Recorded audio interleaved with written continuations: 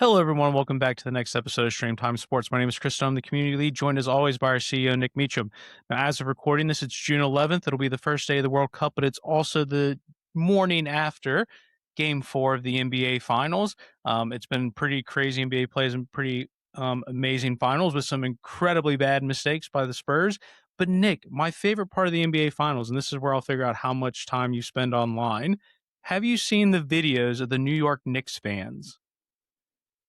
I've seen videos of them. Not Okay. not sure if there's any specific ones, but yeah, they are a different breed.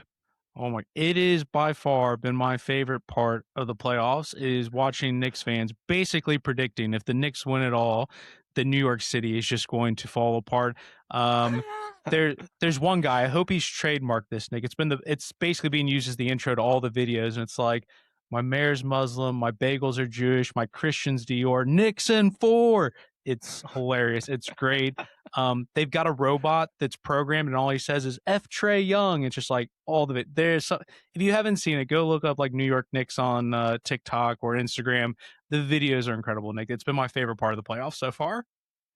Yeah, I have seen way more coverage about the fandom around this, Yeah, probably because firstly the Knicks have had such a drought. yeah, I see it's quite like much talked about their lack of winning and how dysfunctional they've been to this point. So this is quite a turning point for them. But also, just still, I think it's quite extraordinary how passionate the fan base is in New York for the Knicks. In spite of all that, normally when there's also yeah, obviously the Nets are there as well, historically the New Jersey team, yeah. you think that might take a bit of the edge off when Brooklyn had a good team for a while. But no, Knicks is just it's really built into the Yeah. fabric of Manhattan in a way that just I think few would appreciate unless you've been there. Yeah, no, it's just like I said. I think it's interesting because I think it leads nicely into the World Cup in the sense of one of the stories about the World Cup is always kind of the fans, and we even spoke about the Olympics. It's when you get these major events, they're always just seemingly there's these stories that you never quite anticipate that end up taking over more the media space than you quite think of. And just yeah, it's been my favorite part so far of the playoffs is just watching that. And I'm sure as the World Cup takes off, there's absolutely going to be something where something fan centric pops up that people are going to be doing whatever visiting fans there are.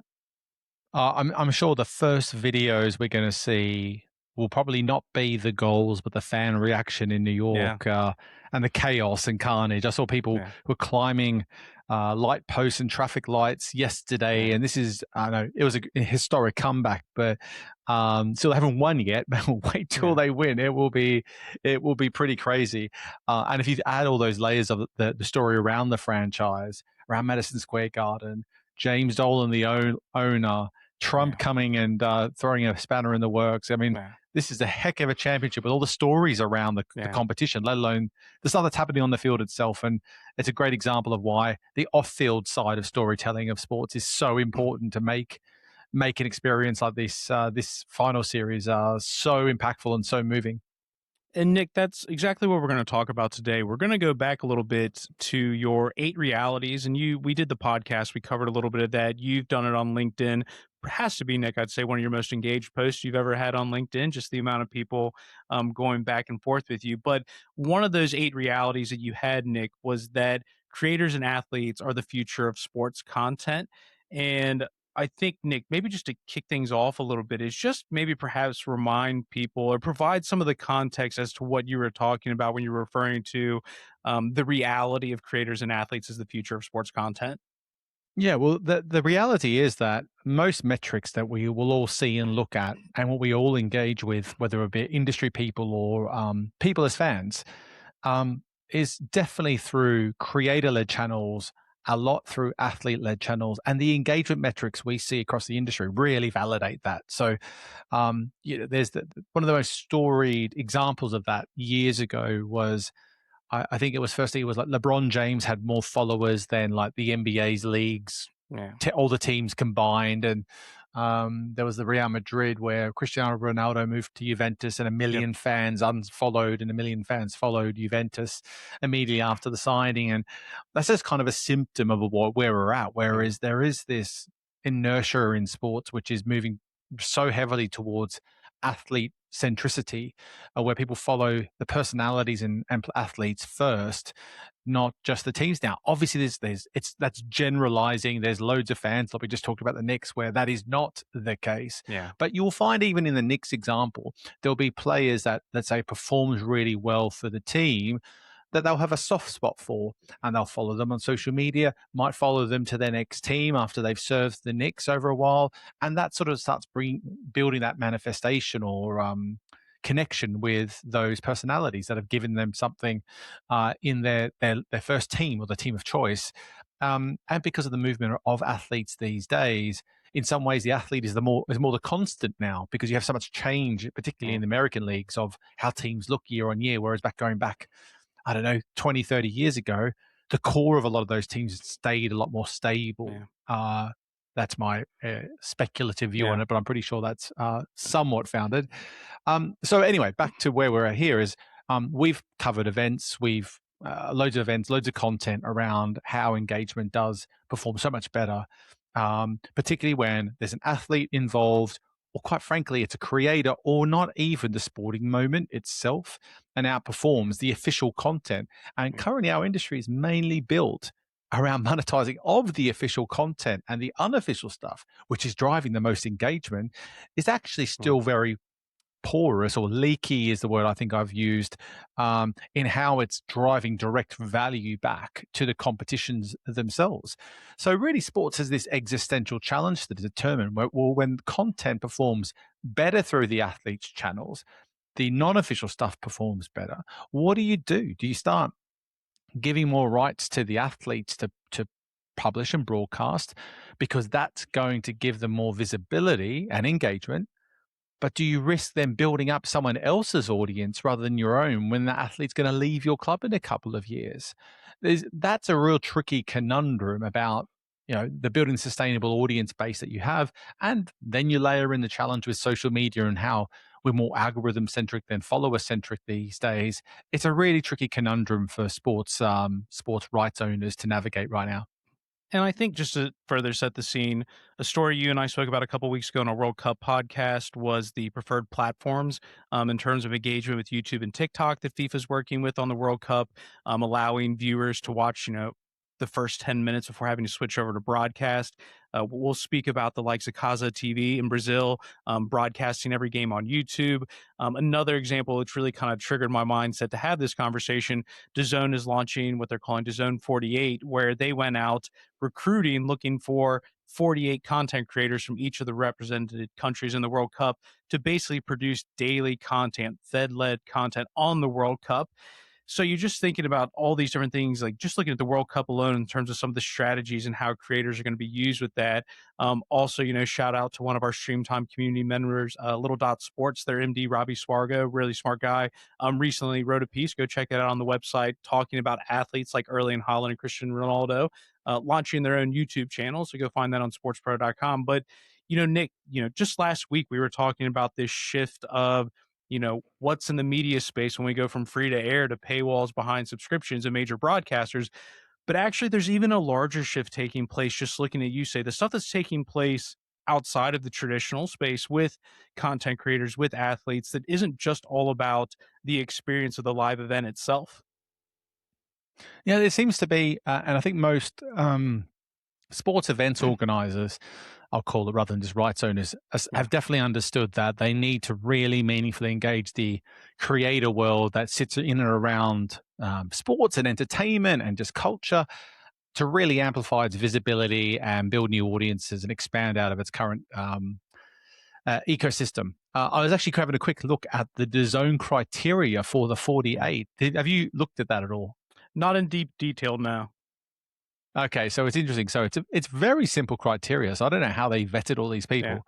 Got to be over 18. You have to be a legal permanent resident of the country they wish to represent. Yeah. Must have at least 3,000 followers on a platform. Be fluent in English and proficient in video editing. I mean, I Yeah. covered that one a couple of There you go. times over, so I reckon Yeah. I should have applied for it. Now I missed my opportunity. Yeah. You could have done that, Nick. Could have done the business angle of the Swedish public reactions to the local broadcast. Yeah, which would have been a lot of fun. Except my video editing skills, I have to say, are a bit subpar. But anyway, look, it's clearly everyone's aware that you can't rely on your own channels alone to get the visibility and reach. You're just not going to maximize the opportunity. And events are an opportunity. You've got to think of it like that. You've got to think that we're having this moment, this match, this competition. You've got to throw all your eggs at that to make sure you leverage the moment. What we've seen, even if you take a step back from event moments like, let's say, the World Cup, you see what you could say what FIFA tried to do with FIFA Plus. You could also say what the Olympics did with the Olympic Channel. They tried to create this relevancy and audience engagement between their major events. And I think the reality we've all now seen is that stuff doesn't really move the needle. What moves the needle is putting all roads leading to these big, massive moments that drive fandom, emotion, connection, and mass audience connectivity, and maximize that opportunity through whatever way you can. And FIFA and loads of events organizers are now heavily leaning into creators, and F1's been doing this for a long time, leaning into inviting popular personalities to the racetrack to make it look cooler, and it's worked. It has really had a knock-on effect, rather than people just like checking out the team principals and the coaches or the drivers. It is about all that fanfare, and people want to see who's there. And using creators to enable all that storytelling is these days it's just absolutely essential. You've got to have a dedicated creator strategy if you're running sports events, whether you're big or you're running even a smaller event. I think you've got to be thoughtful about that. So when we're talking about creator content, we'll split this into what actual we'll call content creators versus what the athletes are doing. We'll start with the content creator side, Nick, and maybe just look to a couple of different examples or different models of this. We've spoken about Kaza TV, which I think is worth noting, Nick, that Casemiro, the streamer behind Kaza TV, already had his own separate channels. Kaza TV was set up specifically to basically fill in the marketplace where certain media rights weren't necessarily being taken advantage of, where they're able to live stream things off the back of his channel. So he's done the Olympics, he's done the Club World Cup. We'll be doing the World Cup this year. We've also got the likes of Mark Goldbridge and our friend Robbie Lyles, who've done the podcast as well with Arsenal Fan TV, and what he's trying to do with Global Fan Network with this. I guess giving content creators the ability to have a more local and authentic feel from mainstream media that maybe only covers the bigger clubs or covers things from a specific example. We've also got things I think kind of like sports adjacent, sort of your Dude Perfects of the world that are building their own IP completely separate from what already exists. And all three of those have slightly different approaches to their content. They all have slightly different monetization models to how they're, making those work as being adjacent to the live content. But I guess, Nick, ultimately, these are all people with tens of millions of followers. I'm pretty sure that Dude Perfect has over 60 million followers. I think Kaza TV has close to 30 million followers. You're talking about really massive businesses. And I guess just kind of to kick things off, Nick, should billion-dollar traditional media broadcasters be concerned that content creators are almost able to match them in terms of just reach without necessarily having the similar marketing budgets and production budgets? Oh yeah, well, I mean, 100% they need to be. I do think if they're not, they're they're really flying dark here. But I think at the same time, creators ultimately are living on a platform of choice, right? And they're building from there. Broadcasters and major platforms have their own destination. The kind of road of travel for like a creator in this world and space is normally, if the creator is good enough, the monetization machine of like broadcasters and so forth just doesn't quite exist around that. It's still a very it basically needs someone to basically put in the hard work of reaching out on a one-to-one basis because the programmatic revenue is not solid enough yet. Whereas if you're a broadcaster with reach, it's almost guaranteed you're monetizing your advertising through the legacy system that does exist. But if you're the right type of creator in the right type of space, normally, and you get to a certain threshold, you really then start to be able to dial up those other levers where you can drive more value. I mean, look at the music industry. Actually, most people will say in the music industry, there's a reason you see most musicians and acts touring so much these days. They make more money out of the live show than they do out of CD sales or album sales or streaming revenues, right? And I think it's a similar thing here. Is the reach is one thing, and it's important, and the reach of creators is eating broadcasters lunch in terms of the attention window that's available. But attention isn't enough if you can't drive those other levers, or take the right approach to maximize the value. But I was thinking about one of the other creators. I think when we talk about sports content from the creator Yeah. lens, you gave some great examples, right? There is the live event. There is people doing sports adjacent stuff, which is their Yeah. own kind of sports stuff. There's people just talking about sports. And the one that Yeah. came to me as probably the greatest in our generation or our Yeah. time, Chris, is the Pat McAfee, right? What he was Yep. able to achieve as a creator, cancelled his career, Yeah. already had a legacy audience, but Yeah. being a pro football player, but that's not going to do enough. And since then, he went from being a creator with getting a creator doing his own thing with a couple Yeah. of friends to getting lots of major brand deals to Yeah. getting a $30 million contract annually Yeah. for the licensing of his content on Yeah. ESPN. And now they're talking about it could be worth 60 That's million. that's So what what do I you heard. classify? Yeah, what do you Yeah. classify him as now? Like he was sort of a creator in a Yeah. sense. He's now licensing his rights. So ESPN Yeah. doesn't own the right to all his Yeah. stuff. He's licensing it to them. So that's like, I don't know, the pinnacle of what can Yeah. happen with a creator. But I think it's just interesting that it comes back to the streamer or the platform ultimately that's brought that opportunity to life. There's not many creators you could point to that are generating 60 million through their content alone. Yeah. Well, that sort of leads me to that next question. And Pat McAfee's a good example of this. Dude Perfect would be another example. But why have broadcasters struggled to create their own brand or their own global brand of content like that? Why haven't they been able to necessarily create that organically? Why are they? Because another example would be Mark Goldbridge, getting acquired by the Overlap, where again, this is someone that has gone and built his own thing and been acquired by the Overlap is still not traditional media, but it's certainly more traditional than what Mark was doing. Sort of why those brands have struggled to create these sorts of communities. Well, I think that the thing I come to on that type of point is that traditional media typically serves a localized market. Now, a localized market can be a city, it could be a state, it could be a country, but that is still localized when you think about the global opportunity that exists Yeah, for some of these companies. Now, if you looked at Mark Goldridge's audience and some of the creators we're talking about here, I'm pretty sure pretty much guarantee you yeah, that the majority of the audience comes outside of their core market of the yeah, UK, not in it. Do Perfect is a global powerhouse, and yeah, they've done events and shows right across the world, and that's really the superpower of what streaming platforms and big tech platforms have done is globalize the opportunity. So, look, you could build a Dude Perfect on I don't know the yeah, British channels and so yeah, forth, but the sky is not the limit there. There is a yeah, definitive cap on serving the audience that you've built your business and organization around. Now, if you can turn it into something that is scalable and global, like able to be globalized, that's a different ballgame. But traditional media has never worked like that. Most of its revenue comes from that localized aspect. So it's more likely that you would see some of the big tech streaming companies try and do that. And yeah, in some ways, you could point to perhaps what Netflix did, where they tried some special live events to run them themselves, to own the yeah, IP of. Who knows? Maybe they'll lean into the creative stuff more. They're doing quite of interesting types of story shows that might have almost in that leaning into the creator world. Um, well, so I think the streamers are much more likely to do it because of their global reach. I just don't think traditional media will ever be able to bring that to life in the same vein anyway. yeah. Well, Nick, the next question I'm interested to get your take on, which is, would you rather own the Premier League rights for broadcast, or would you rather own the Premier League conversation on social media? Do I have to pay? Can I pay the same price, or do I get? No, no, no. You got to pick one. Okay. I would say that for now, still the best way to monetize those rights is still the Premier League rights is still the holy Yeah, grail there.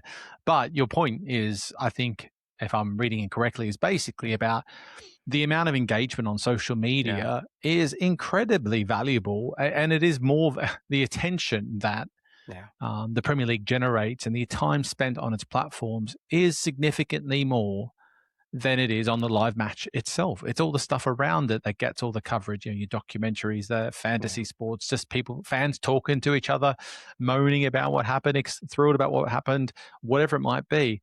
That stuff is what generates the energy, the yeah, excitement around competition, just as much as the live experience. Yet the ability for us to monetize it as an industry is still, yeah. very unproven and unoptimized, I should say. So that I don't know, if I had to pay Yeah, the full price for Premier League rights yeah, and I could get the Premier League's conversation on social for free, then I'll take the social media for free versus paying billions for the rights yeah. if I had to choose. Yeah, and I think the difficulty of that question is, to your point, Nick, we've not quite figured out the latter yet. We know how to monetize the media rights, but as you say, Mark Goldbridge might get more eyeballs during the week talking about Man United than necessarily Sky's owned channels might get when it comes to talking about Man United. And I think that might shift the balance. And that's probably why we're seeing, or at least having this conversation, is because we're probably starting to see a bit of a tipping in that balance. But yeah, it's for now I'd probably own the media rights, but I don't know how that conversation will look in 5, 10 years with just some of the stuff we're seeing. Yeah, I'm not sure either. I think it will be more business as usual than we would hope, but Yeah, um, I think the industry just has to be focused on how to optimize all that attention they are generating. Look, it comes back to the example of um, like the NBA example of where they zigged when the NFL zagged. They yeah, let people use their highlights quite freely to create their own clips and content, and that led to this huge wave of interest growing in the NBA about for the sort of last 5 to 10 years. And while the NFL was very protective, so it was only through official channels you would get that content. And the NFL since pivoted because the amount of people consuming that NBA content was so insanely off the charts. The concern at the time was, well, is this going to turn into value? Well, it did. The NBA ended up getting a 3x media yeah, rights revenue deal because the interest in the sport was growing. Now, the reason there's been concern about that is because that sort of innovation is now status quo, doesn't quite have the yeah, same inertia and like moving people to the NBA like it did when they decided made that decision a decade ago. So there needs to be constantly new ways of bringing that to life, and I think things like athletes publishing near live content through their own channels might be another way of achieving that. But we've got to keep innovating and innovating and getting yeah, more visibility, and that should turn into more revenue, whether it be through the indirect ways of sponsorship deals for the whole ecosystem, or because the streaming platforms, the big tech platforms themselves, are going to be able to get more bang for their buck out of programmatic as the technology continues to mature. and I guess just the last question on this one, Nick. When we're talking about the business model, could it be argued that creators actually have a more scalable and sustainable business model than traditional broadcasters who might be reliant on subscriptions? Oh, reliable, I would challenge. Yeah, I think yeah, that there's a very strong legacy in traditional media that keeps yeah, the whole ecosystem moving along the right way. I think yeah, creators in this day and age really have to find ways of continuing to stay relevant and keeping an audience engaged because they are going to get tired of you and they'll move on to the next thing. The algorithm will force them to try someone yeah, else, whereas traditional media historically has yeah, had your attention because you didn't have much of a choice. So I think creators have a real challenge to constantly keep that engagement. yeah, There's that top level, but even people like a Mr. Beast who shot to fame and as like the number one global creator, a lot of people are getting tired of his content. So he's trying to find new ways to yeah, reignite his brand. Look, it's better in the sense that they have such low costs to yeah, run and operate for yeah, sure. But the money making machine is rough for them overall. And yeah, most really do pretty low key deals and have to integrate them into the broadcast. And think about traditional, yeah, it's a lot easier to scale. And traditional audience data and the integration into broadcast is actually really straightforward because there's legacy ad slots yeah, and everyone knows how that ecosystem kind of works. On the flip side, the traditional audience data is just much weaker than what you could get from a yeah, creator.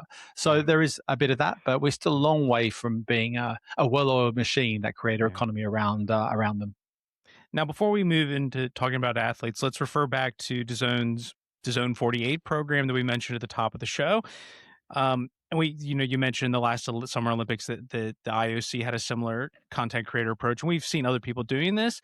At this stage, things like the DAZN 48, is this innovation or is it more an admission that creators are now essential to the distribution strategy for these organizations? So I don't know much about the Zone 48. Is it? It's around the World Cup, right? Correct. It's all Yeah, 48 creators, one from each country. yeah. So I think that is a great idea if you have the rights to the World Cup. I'm less sold on the idea. I mean, it's maybe a way for them to keep relevant Yeah, when they don't have the rights to the World Cup. But I just don't see how it can be a needle mover for DAZN. It sounds cool, DAZN yeah, 48 is a brand and stuff, but I just don't see how it really makes it's going to make much impact. I would I get it way more if they did it around the Club World Cup when they had the rights to that yeah, and trying to drive awareness that they've got the platform because yeah, most DAZN still has a bit of an awareness issue in many yeah, markets, and this will be a great way to bring that all to life. NBC celebrated a lot of the work they did with creators at the Olympics. But yeah, DAZN not having the rights, I can see this trying to be relevant, yeah, but I just don't know how it really moves the needle. There certainly yeah, is an admission that creators are essential yeah, from a not necessarily distribution perspective, but from an awareness perspective and widening the net. I don't think they're going to be able to use any live rights. So, yeah, I don't think it's necessarily distribution needle mover, but I like the concept of people leaning into that. They yeah, can funnel audiences to their own platforms, a bit like the preferred platform concept, I suppose, in a yeah, different way. yeah. And I guess we're doing this because creators are now becoming the storytellers. But I guess the question is, if they are the storytellers, what's the role for the actual broadcaster to play these days? I would say that at the very least, they're filling the void between the main events. They're taking away that Yeah, responsibility of the magazine shows and all that other stuff that yeah, goes on where people would historically tune in to hear what Gary Lineker on BBC Match of the Day might have to yeah, say about the football that happened earlier in the day. They now have that being served to them by creators everywhere who have got opinions and publishing stuff on these different yeah, channels. So they fill the void in between those moments, and providing that dichotomy sort of continues to exist, it still gives the broadcasters a really valuable piece of the ecosystem. It's when they start to lose that main event status and it gets threaded to the creators that they sort of lose a yeah, bit of their clout and impact. But maybe it's basically simply they don't have to tell as many stories as they used to and let the others do the storytelling, yeah, just enable them to do it. But I haven't spoken to any broadcasters that are actively thinking like that. I think they just think in this day and age, we keep hearing it, you just got to do more of everything. And maybe more of yeah, everything means just enabling others to do it yeah. rather than doing it yourselves, which would be enabling creators to make the most of the opportunity. And I think, anecdotally, I'm one person. I think what you said there makes a ton of sense because I still go to the broadcaster to watch the main event, the live sport. It's the what do I do between? I've got local Bengals podcasts and YouTube channels that I listen to. I'm not necessarily going to ESPN or the traditional broadcasters for that in between content. I'm really going there for the live event. And I don't think, to your point, that's an excuse for those traditional businesses to not do those types of shows or not do that type of content. But in terms of the role they play, it definitely feels like, at least just for me, and I would say that's consistent amongst my group of friends, like they are going to Pat McAfee, they are going to other places. If we use the example of the NFL for Monday through Saturday content. Yeah, I do think though one thing that has caught my attention is the Pat McAfee example is well now he basically is ESPN. Yeah, Monday to Friday and Saturday with get a college game yeah, day. He's basically on TV all year round. Um, and so they are leaning into a sort of a personality driving the brand of that and that whole opinion led content being such a core part of their show. They spend so much money on talent. McAfee and Stephen A. yeah, Smith is there. They're spending collectively 50, $60 million just on yeah, those two guys. That's not nothing because they needed to fill yeah, the airwaves. They needed to fill the void yeah, of airtime, frankly, they've got to share, but it seems to drive real engagement for them. So I don't know. I think they don't need to lean into it, but people like ESPN are still leaning into it. They really yeah. value that whole connection with opinions and personalities. Yeah. So moving on to athletes, Nick. For years, we've seen athletes lean into being celebrities, some more than others, but it does seem slowly more and more athletes, they're becoming more media savvy and attentional with their choices. You look at Cristiano Ronaldo, he's got over 1 billion followers across all of his channels. I think he's just shy of 80 million subscribers on YouTube. And we've seen him not only producing his own high end content, but we've also seen with Premier Paddle, he was live streaming and distributing from his channels. I think we covered that on a story in the past, but basically Premier Paddle tapping into his 80 million platform channel. We've got the likes of Erling Haaland, producing content. It's not all necessarily football, soccer, but some of it's adjacent where he might be playing video games, or some of it's completely non-football related. It's what he's dressing up as the Joker for Halloween. It's also worth mentioning Bryson DeChambeau, sort of some of the independence and freedom that Live offered him to be able to create his own YouTube channel, which honestly for Bryson, and probably the case for most athletes, can be a great PR tool, because I know Bryson's always had a bit of a reputation, but his YouTube channel, everyone talks about. I kind of hate his YouTube channel because it makes him look like a normal guy because they don't like his golf antics. But again, it's this idea of being able to do that. And then I guess lastly, they could potentially be creators, but we'll call them athletes, even if they're retired. We've talked about Pat McAfee. We've talked about Gary Neville with the overlap, but these athletes essentially using their platforms to have some of that credibility to move in that space. So I guess, Nick, just the opening question when it comes to athletes, we've seen athletes with social media presence in the past, but what do you think is driving this shift towards what seems like an intentional choice to produce long form content? It's a good question. I feel like the growth of building your own media brand, media business, and audiences is you kind of like think of it as like an investment. It's an investment in the longer term by having an established follower base on these channels, particularly if your priority is your career and your performance on the pitch, and you might not have the time to commit to doing a lot of off stage or off field stuff. If you can just do enough to build a good base of visibility and awareness, it not only leads to immediate commercial opportunities, but it sets you up. If you can walk away from a competition, you're not Ronaldo, but like let's say the tiers beneath him, Yeah. and have multiple millions of fans who follow you across these different channels. That's kind of like setting you up for success longer term. You just got to find a way to turn that audience into value, and with the right people behind you, that it should be almost not a guarantee, but close enough to it. And you are seeing a lot of athletes lean into not only sponsorship and investment deals, but definitely sponsorship and endorsement deals, but also investment related concepts. And having, again, a platform, an audience base to be able to market those investments, as well as investing in yourself to be able to get sponsor led deals, makes a truckload of sense. So, look, I think it's a no-brainer for any athlete not to be investing in building a team around them to maximize that opportunity. Because if you don't, and then you get to your end of your career and you've been flying under the radar your whole time, there'll be some athletes that will just walk past you in the street, no one will know you, and Yeah. there'll be the same quality and standard of athlete who's invested into that, who will be a household name across the world, across the country, that you will, or everyone will recognize just because they've invested into that, and that sets them up for lots of commercial success. Yeah, and I think to your point, Nick, like Ronaldo and Holland don't belong in that category. Like they are superstars, but Pat McAfee was a punter, and that's not to be disrespectful to punters, but like not exactly a glory position in football. And you might recognize him in the streets because he's really tall, but Peter Crouch isn't exactly a superstar. Peter Crouch has gone on to have a really good career doing some of the content that he does with Paddy Power. And like I think there's a lot of example of those sort of lower level athletes that have been able to do that. And I think to your point, Nick, um, as glamorous as sports is, for some people, it's not retirement money. There's still things that need to go on after that.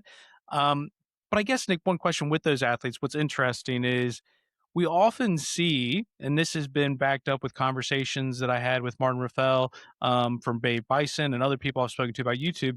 Often we see non sports content can actually perform their sports related content when they're doing Get Ready with Me or stuff like that. Why do you think that is the case that athletes who are known for their sports, actually the content that has nothing to do with sports actually outperforms? I don't. I mean, I don't really know. Other than I think it is a bit of that. You want to really. It's been consistent for a while now that behind the scenes, off field stuff where you get to know the people.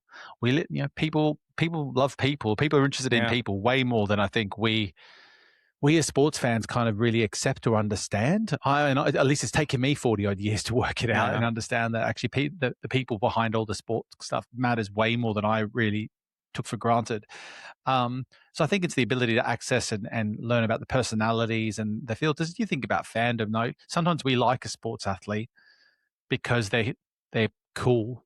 Sometimes yeah, we hate someone because they come across as arrogant and so forth. yeah, And the Bryson DeChambeau is a great example of how you can change your audience's perception. Within 12 months, he's completely transformed yeah. the perception of him in the golfing world. So fair play to him. But I want to come back quickly though to your question before about sort of the athlete side of things and the media, Yeah. why they're building media businesses. One thing I've been thinking about is that really the economy around the athletes and the media that they do is actually it's super tight. So the money that they generate goes to them, the families that they have, the staff that they have supporting them, and that's about it. Most of the money just Yeah. sort of goes to that sort of very small group of people.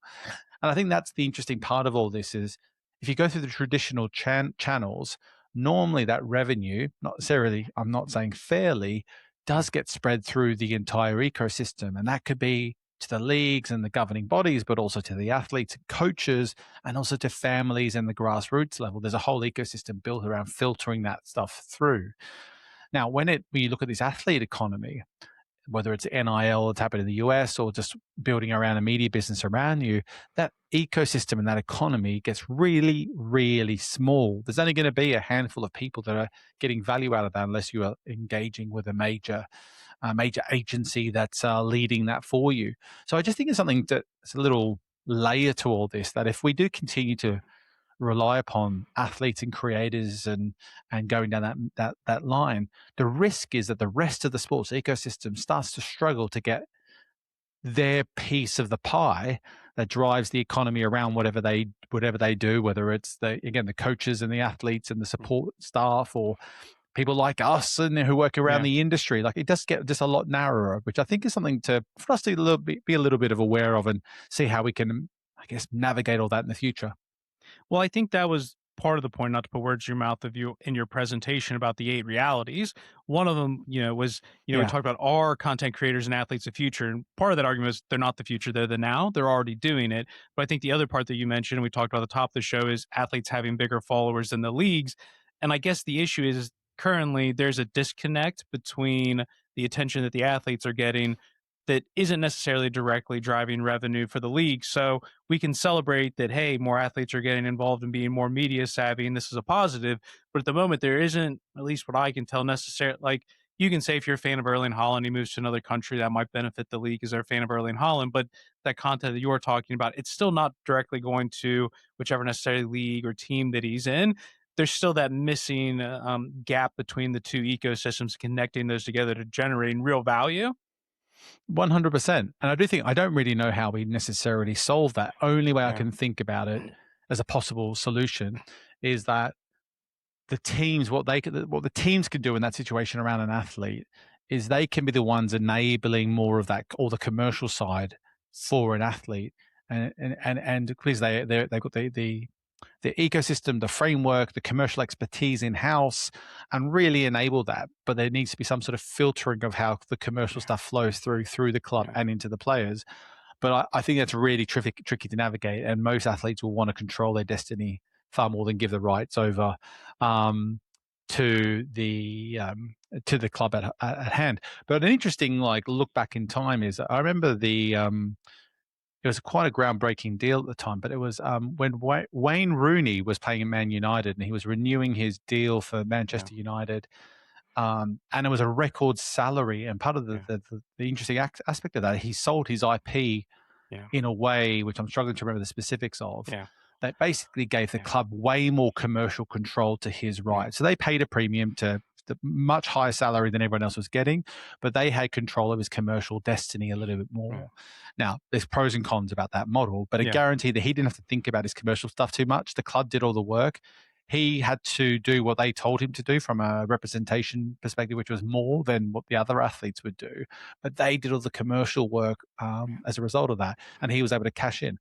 I have no idea whether that was a worthwhile deal for them Yeah. in the long run, but it was an interesting way that they were to sort of like in sort of what do you call it? Integrate, I guess is the word I'm trying to look Yeah. for. Integrate the athlete and the club together so the commercial goals were the same.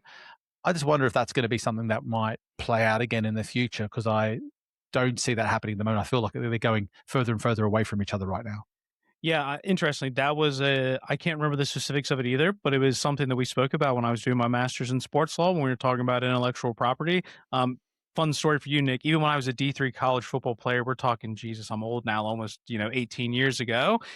Every start of the season, we had to sign a contract, and this is part of why NILs came about, is that the NCAA had intellectual property rights to you for the entirety of your life. Didn't matter if you graduated. So, famous example, Barry Sanders, one of the greatest running backs of all time.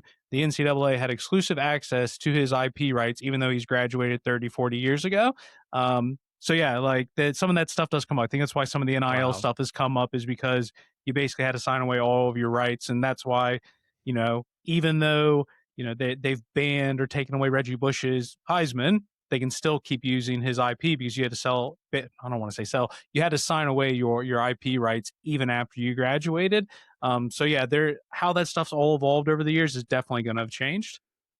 Yeah, and I'm not sure NIL is the solution, but it's probably Yeah, broken the dam, yeah, all the barriers that were in place of the result of that legacy model to try and hopefully come to a different place. But I'm definitely not a college expert, but that doesn't sound yeah. like a healthy environment longer term for people. That's No, for sure.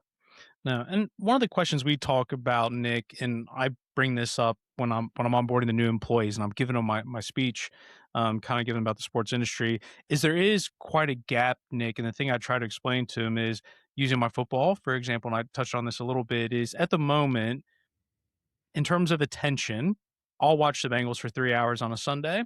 I'll probably consume 20 hours of content on YouTube and Spotify from third party content creators. And actually, despite the value of media rights, that none of that is directly monetizing by the league or those teams. It is those third party content creators. And there's, I would argue, an even significantly larger amount of value being left on the table because and I don't know how you close it, right? How are you going to monetize third party content creators? I don't know, but I think it's more to just demonstrate if attention is the true metric, there's just massive amounts being untapped for the sports world. Uh, yeah, yeah. I don't really know how to solve all that, but that is Yeah. the number one conundrum I've got. I've used this example a few times, but yeah, me as an NFL fan, or let's say even me as an NBA fan, I wouldn't say Yeah. I'm a fan of the NBA. I Yeah. like checking it out every now and again. I've watched some of the highlights from the final series we just talked about. I've listened to more of Bill Simmons's podcast at the Yeah. gym for the day after those few games that I have watched of any live NBA for this entire season. Yeah. Now, there are at least more mature ecosystems around podcasting, around Spotify and video that allows them to generate their own ROI from the fact that they're able to talk about those things. And they obviously they are helping build that level of fandom around the sport, around the sports property. So there's sort of just like an acceptance of a bit of quid pro quo there. Yeah. You're helping build our audience. You're allowed to talk about us. Off you go, Yeah. and that's all fine. But it doesn't feel like it's really optimized in the right way, does it? At some Yeah. stage, I just feel like we're going to end up with some sort of really empirical way of measuring attention that Yeah. turns into direct revenue. But we are very much not there, and I don't expect to get there anytime soon because everyone wants to like maximize their Yeah. opportunity, right? So, Yeah. on social media and so forth, yeah, they run creator chat. What do you call them? Like Yeah. creator initiatives. I'm trying to think of Yeah. another word. The Where PGA Tour did basically, one a couple years back, I think. yep, Yeah. that sort of thing, and that the TikTok will do rev share and YouTube do rev Yeah. share and those types of things to help facilitate the economy. But that reaches just the 1%. That doesn't really Yeah. reach 99% of the rest of people producing that stuff. So it's definitely not an environment that is built for everyone to prosper. You do have to get through or pass a certain threshold Yeah. before you're able to make it all make ends meet, basically, which in some ways you could say is a good thing, but it Yeah. would be kind of cool if everyone was able to get proportionally the amount of revenue they generated from the amount of attention they got. Yeah. I'd love that to be the case.